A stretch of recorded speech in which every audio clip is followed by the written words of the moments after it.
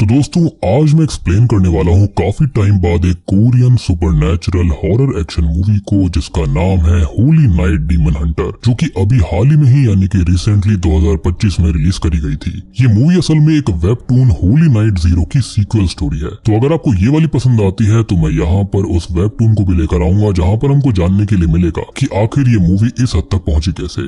इस मूवी के अंदर आपको एक्शन, हॉरर, सुपरनैचुरल और भी काफी सारी चीज देखने के लिए मिलेंगी जो कि काफी कमाल की होगी। अब बिना किसी देरी के चलते हैं सीधा वीडियो की तरफ। तो कहानी की शुरुआत होती है एक न्यूरो साइकियाट्रिस्ट को दिखाते हुए जिसका नाम जोंग वॉन है, और यहाँ पर जोंग वॉन अपनी छोटी बहन युनसो के बारे में बताती है जिसकी साइकोलॉजिकल कंडीशन काफी खराब थी और इसलिए उसे स्मार्ट होम सिस्टम और बिहेवियरल साइकोलॉजिकल कैमरास से ऑब्जर्व किया जाता था। और आज इसका 34वां दिन होता है यानी कि 34th डे, और उसकी एक कंडीशन उसकी माँ के ही खत्म होने के बाद हुई थी। अब उनकी माँ के देहांत का कारण था कैंसर, और जब उसकी माँ खत्म हुई तब युनसू एक रिमोट हाउस में रहने चली गई थी। बाकी परेशानियों के चलते युनसू को अपनी कंडीशन का स्ट्रेस भी था और यही सब कारण थे उसकी इस कंडीशन के। फिर इसके बाद में युनसू को मशीन के अंदर रखा जाता है जिसमें उसके साइकोलॉजिकल बिहेवियर को ऑब्जर्व किया जाएगा। लेकिन तभी वहाँ पर कुछ ऐसा होता है कि युनसू अचानक से गायब हो जाती है, लेकिन वो दोबारा उनके सामने आ गई थी और फिर वो क्रीपी तरह से हंसने लगती है जो कि नॉर्मल बिल्कुल नहीं था। और ये इस मूवी का इंट्रो होता है, जिसके बाद हम एक होली नाइट नाम की टीम को देखते हैं जो कि बेसिकली एक डीमन हंटर्स की टीम है, जहाँ हम इस टीम के दो मेंबर्स किम और शैरन को देखते हैं। साथ ही साथ इनका एक लीडर भी है जिसका नाम है बावू।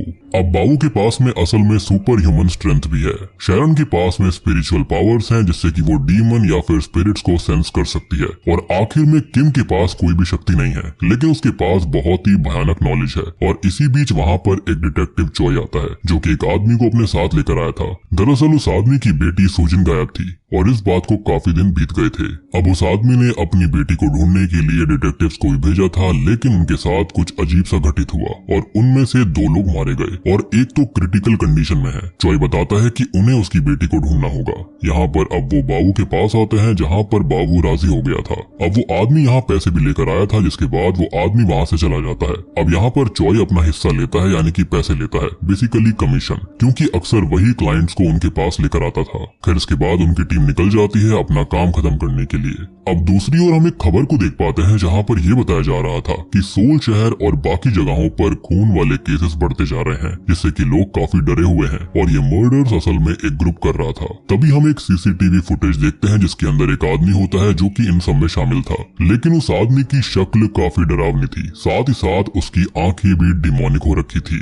अब ये खबर पुलिस चीफ भी देख रहा था, जिसके साथ चर्च के फादर मार्को भी थे। अब यहाँ जो फादर मार्को होते हैं वो साथ ही साथ डॉक्टर भी होते हैं, तो वो बेसिकली सुपरनैचुरल और साइंस वाली चीज को इजीली सेपरेट कर सकते थे, यानी कि डिटरमाइन कर सकते थे कि क्या चीज है, यहाँ पर डीमन का वास है या फिर किसी को साइकोलॉजिकल इश्यूज हैं। अब यहाँ चीफ फादर से ये कहते हैं कि उसके 30 साल के पुलिस करियर के अंदर उसने ऐसा केस कभी नहीं देखा। तब फादर उसे बताते हैं कि ये सब असल में एक कल्ट ग्रुप कर रहा है जो कि डीमंस को समन करते हैं, और वो डीमंस को समन कर रहे हैं ताकि उनको सुपर ह्यूमन पावर्स मिल पाए। अब दूसरी ओर हमें होली नाइट टीम को दिखाया जाता है जो कि एक जगह पर आई हुई थी जहां पर काफी सारे लोग थे। हम समझ पाते हैं कि ये लोग असल में क्रिमिनल्स हैं, और उन्हीं में से एक लड़की बाबू को उस कल्ट के बारे में बताती है जो कि असल में एक हॉल के अंदर था, और वो लोग वहाँ पर रिचुअल भी कर रहे थे, और रिचुअल हो रहा था सुजिन पर, यानी कि वो जो व्यक्ति इनके पास आया था ना उसकी बेटी के ऊपर। अंदर जाकर बाबू सभी लोगों को मारने लगता है, और ये जितने भी कल्ट के लोग थे उनमें काली शक्तियां थी। यहाँ पर बाबू उन सबको धो रहा होता है, और इतने में ही किम इन सब की वीडियो बनाता है, और शैरन सुजिन पर एग्जॉर्सिज्म कर रही थी जो कि डीमन से पदस हो चुकी थी, लेकिन वो पूरी तरह से पदस नहीं हुई थी। और यहाँ शैरन अपनी पूरी कोशिश कर रही होती है जिससे कि वो बच जाए, और यहाँ पर अब उसकी आंखें सफेद हो जाती हैं, लेकिन वो किसी तरह से एग्जॉर्सिज्म कर ही देती है। यहाँ पर किम देखता है कि उन कल्ट के लोगों के कानों के पीछे एक सिंबल भी बना हुआ था, बेसिकली उनकी पहचान थी।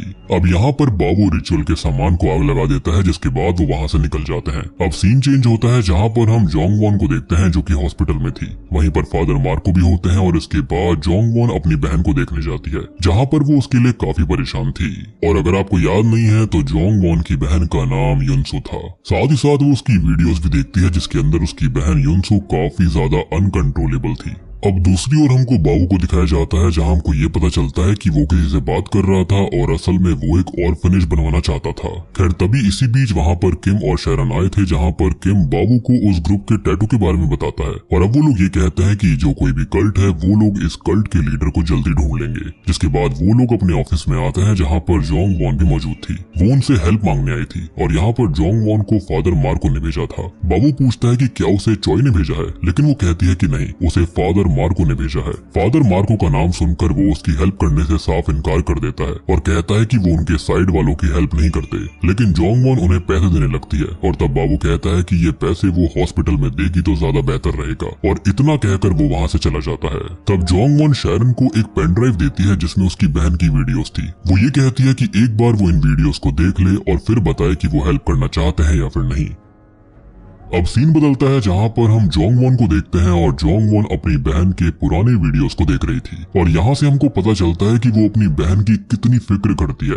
उसे उसकी पहली वाली बहन वापस चाहिए थी और इसी बीच वो सीसीटीवी में देखती है जहाँ पर उसको ये पता चलता है कि उसकी बहन अपने बिस्तर पर थी ही नहीं और इसलिए वो जल्दी से दौड़ कर जाती है और अपनी बहन को चेक करने लगती है, लेकिन वो सच में वहाँ पर नहीं थी। तभी हम युनसू को उसके पीछे देखते हैं जो कि धीरे धीरे उसकी ओर बढ़ रही होती है, लेकिन जैसे ही वो पीछे मुड़ती है वहाँ कोई नहीं होता। इसके बाद जोंग वॉन आगे देखती है कि तभी उसकी बहन वहीं बिस्तर पर थी। खैर अब हम उसे फादर मार्को से बात करते हुए देखते हैं जहां फादर मार्को ये बताते हैं कि उसे एग्जॉर्सिज्म वगैरह की ज्यादा नॉलेज नहीं है और इसलिए उसने उसे बाबू के पास भेजा था। तब जोंग वॉन उसे सब कुछ बता देती है कि उसने उसे साफ मना कर दिया है और वो बस अपनी बहन को बचाना चाहती है।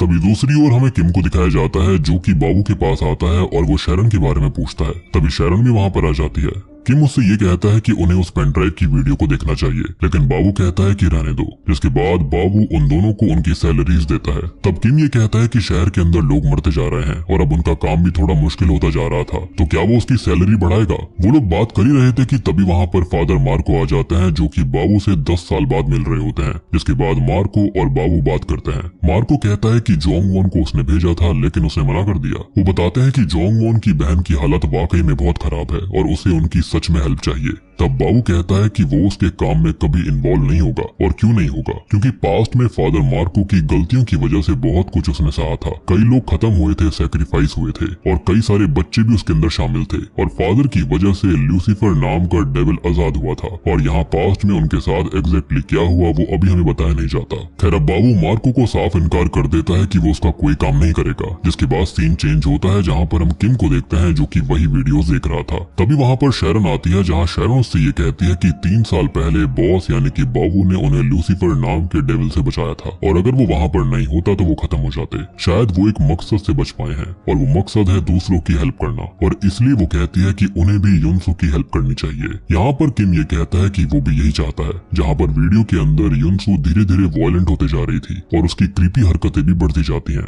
ये वीडियो उनके घर के सीसीटीवी की ही थी। किसी तरह से युनसू ने खुद को चोट पहुंचाना शुरू किया और ये सभी उन वीडियोस के अंदर मौजूद था। मीनवाइल बाबू थोड़ा सोचता है और डिसाइड करता है कि हाँ वो युनसू की हेल्प जरूर करेगा। अब वो भी उन वीडियोस को देखता है और उन दोनों के साथ एक वीडियो के अंदर युनसू के घर पर 2 वर्कर्स आते हैं जो घर के अंदर घुस जाते हैं और जोंग वॉन बाहर ही थी। वो लोग घर के अंदर जाकर काफी देर बाद बाहर आते हैं और उन दोनों वर्कर्स के कान के पीछे वही निशान मौजूद था। इसका मतलब यही था कि ये सभी चीजें यही कल्ट के लोग कर रहे थे किसी न किसी तरह से, यानी कि इनका कोई खास मकसद था और इस बारे में जोंग वॉन को कभी पता नहीं लगा। अब यहाँ पर ये लोग सोचते हैं कि ये सभी चीजें आर्च बिशप लूसीफर से रिलेटेड थी और ये आर्च बिशप लूसीफर ही इस सैटानिक ग्रुप के पीछे था, मतलब उसी का हाथ इसमें है। दूसरी ओर मार्को जोंग वॉन को पास्ट की सारी बातें बताता है कि बाबू क्यों उससे नफरत करता है। वो बताता है कि बाबू उनके साथ एक ऑर्फनेज में पला बड़ा था जिसे सिस्टर एंजेला चाहती थी। उन दिनों वहाँ पर एक बच्चा था जिसका नाम जोसेफ हुआ करता था। वो जोसेफ और बाबू चुनिंदा बच्चों में से एक लौते 2 थे और बचपन से ही बाबू के अंदर सुपर स्ट्रेंथ जैसी शक्तियाँ थी। वहीं जोसेफ के अंदर डीमंस को लोगों के अंदर से बाहर निकालकर उन्हें बचाने की शक्तियाँ थी। अब बाकी बच्चे तो जोसेफ से डरा करते, लेकिन बाबू के वो बहुत ही ज्यादा करीब था। वो दोनों एक दूसरे के लिए भाई जैसे थे और जोसेफ बाबू से 3 साल बड़ा था।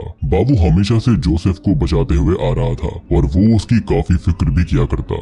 अब जोसेफ एक एग्जॉर्सिस्ट प्रीस्ट बनना चाहता था, इसलिए वो उसी के रास्ते पर था, लेकिन बाबू ने ऑर्फनेज छोड़ दिया था और उसके बाद उसने अंडरवर्ल्ड से पैसा कमाना शुरू किया और उन पैसों को वो ऑर्फनेज में दे दिया करता था। बाबू हर क्रिसमस पर ऑर्फनेज आया करता, लेकिन 15 साल पहले क्रिसमस पर जोसेफ ने एक डीमन को समन किया था और इसी वजह से सिस्टर एंजेला और बाकी बच्चे खत्म हो गए थे। बाबू जिसके बारे में सबको लगा कि वो खत्म हो गया है, लेकिन वो जिंदा था। लेकिन उस हादसे के बाद से बाबू गिल्ट में आ गया था क्योंकि वो कुछ भी नहीं कर पाया और तब से उसके अंदर ही बदले की आग जलने लगी।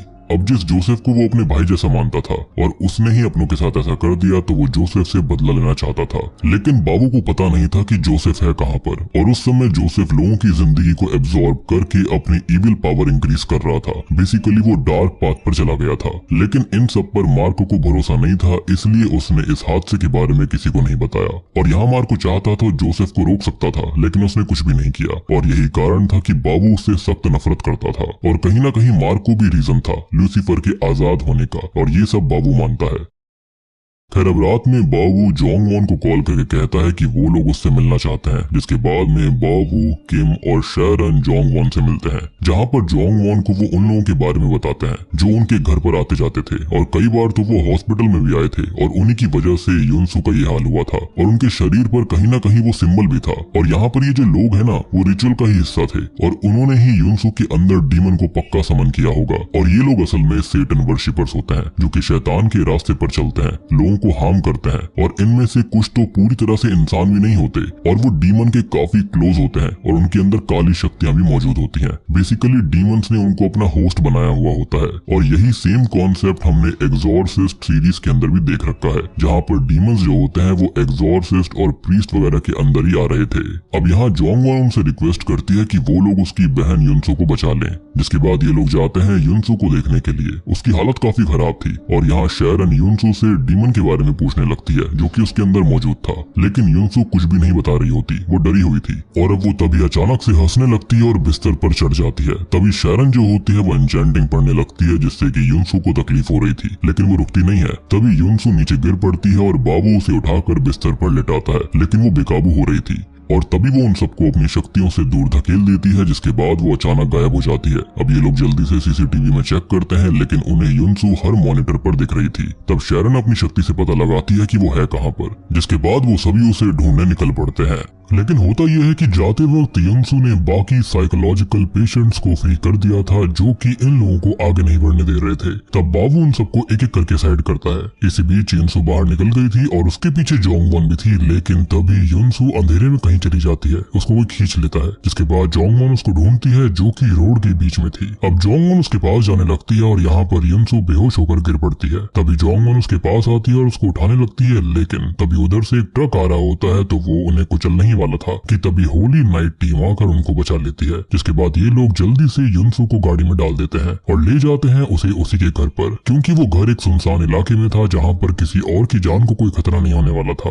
अब इसके बाद ये लोग युनसू को चेयर से बांध देते हैं और उसके आसपास नमक से घेरा बनाया जाता है ताकि युनसू उस लाइन को क्रॉस न कर पाए। और यहाँ पर किम अपनी वीडियो रिकॉर्डिंग ऑन करता है, जिसके बाद शैरन अपना काम शुरू करती है। और यहाँ पर डीमन को काफी तकलीफ हो रही थी, लेकिन साथ ही साथ ये डीमन काफी शक्तिशाली भी था। लेकिन तभी उस घर के अंदर अंधेरा होने लगता है, जो कि इस बात का साइन था कि यहाँ पर काली शक्तियाँ आ चुकी है, और वो काली शक्तियाँ थी वही वर्शिपर जो कि घर के अंदर घुस गए थे। और इसलिए बाबू जाता है उन्हें सबक सिखाने के लिए, जिसके बाद यहाँ पर एक एक करके वो सभी को खत्म कर देता है। अब बाबू दोबारा उस रूम के अंदर आता है जहाँ पर ये लोग देखते हैं कि किसी तरह से जोंग वॉन पजस हो गई थी, जिसके बाद ये लोग उसको संभालते हैं और दूसरे रूम में लेकर आते हैं। और ये बात काफी अजीब होती है क्योंकि इन्होंने वो नमक का घेरा बनाया था, जिस वजह से वो डीमन उसको पजस नहीं करना चाहिए था, लेकिन आखिर ऐसा हुआ कैसे। तब शैरन थोड़ा ध्यान लगाती है और उसको पता लगता है कि घर की दीवार के पीछे कुछ है, जिसके बाद वो वॉल स्टिकर हटाते हैं, जिसके पीछे कई सारे डिमोनिक साइंस बने हुए थे, और इसी की वजह से ये डीमन पावरफुल हो रहा था और ये घर ही सबसे बड़ी जड़ थी।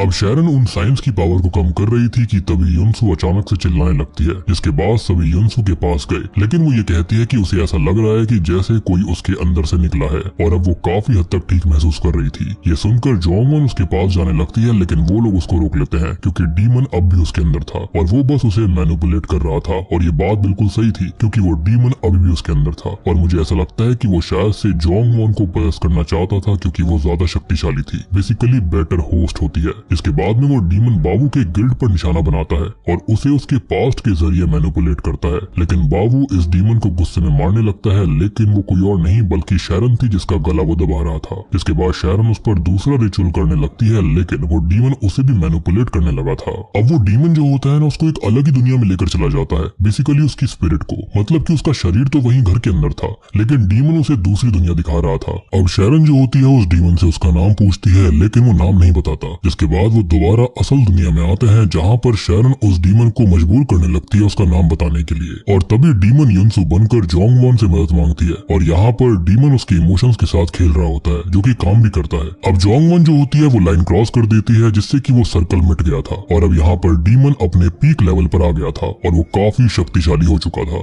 अब यहाँ पर वो लोग उस डीमन को ढूंढने लगते हैं, लेकिन वो डीमन बिल्कुल उनके सामने ही था और तैयार था। वो उन सबको मारकर गायब हो जाती है।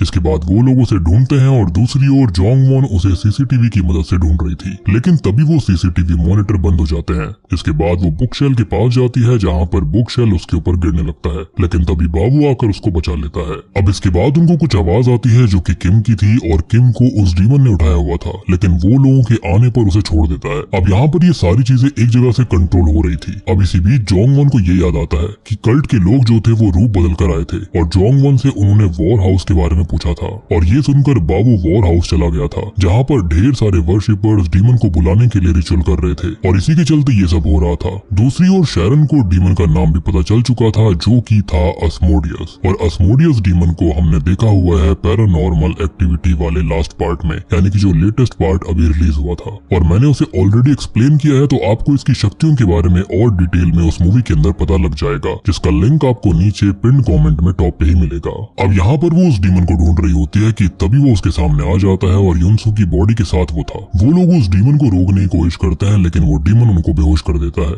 दूसरी ओर बाबू उन लोगों को धो रहा होता है कि तभी डीमन उसे पजस करने लगता है और बाबू उस डीमन को उसे पजस करने देता है, लेकिन इसके बाद वो कंट्रोल में आकर उसी की पावर से उसे खत्म कर देता है और यहाँ पर उसने न्यू पावर भी अनलॉक कर दी थी। दूसरी ओर एक वर्शिपर उन लोगों को मारने आता है, लेकिन किम उसे रोकने की कोशिश कर रहा था, लेकिन वो किम पर भारी था। तभी बाबू आकर उसे मारता है और अब सभी लोगों के सामने युनसु आ जाती है जिसके अंदर वो डीमन था। पहले तो ऐसा लगता है कि जैसे युनसु ठीक हो गई है, लेकिन तभी वहाँ पर एक पोर्टल खुलता है जहाँ पर डीमन युनसु को ले जा रहा था और तभी वो लोग उसको पकड़ लेते हैं, लेकिन बाबू अपनी पावर को मैक्सिमम कर उस डीमन के पोर्टल को एक पंच मारकर बंद कर देता है, जिससे अस्मोडियस दोबारा हेल में ही रह जाता है, यानी कि वो हमारी दुनिया में नहीं आ पाया था युनसु के जरिए। इसके बाद युनसु ठीक होने लगती है और उसके अंदर से अब डीमन जा चुका था, यानी कि ये सारा प्लान अस्मोडियस का और डेविल का था ताकि वो लोगों को पजेस करके इस धरती पर राज करेंगे। और अब इसके बाद हम देखते हैं कि बाबू ने सच में एक ऑर्फनेज ओपन कर लिया था और अब उसकी टीम आगे भी यही काम करती है। खैर अब ये लोग एक जगह पर जाते हैं जहाँ पर और भी ज्यादा डेविल वर्शिपर्स थे, क्योंकि खाली अस्मोडियस डीमन यहाँ पर हेल के अंदर नहीं है,